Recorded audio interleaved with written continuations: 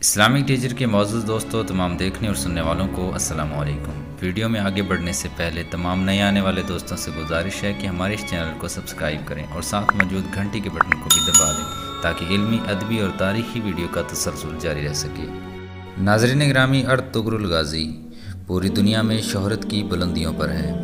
پاکستان سمیت پوری دنیا میں اسے دیکھا جا رہا ہے۔ اس ڈرامے میں شیخ ابن العربی رحمۃ اللہ تعالیٰ علیہ کے کردار کو بھی دکھایا گیا ہے، جن کے پاس ایک صندوق ہے جس کو وہ بڑی حفاظت سے رکھتے ہیں۔ بہت کم لوگ جانتے ہیں کہ اس صندوق میں کیا تھا۔ اس صندوق میں حضرت خضر علیہ السلام کا جبہ مبارک تھا، جو آپ سے پہلے احمد یوسفی رحمۃ اللہ تعالیٰ علیہ کے پاس تھا، پھر آپ کو عطا ہوا اور آپ نے بڑی حفاظت سے اس کو رکھا۔ پھر یہ جبہ مبارک ارطغرل غازی تک پہنچا۔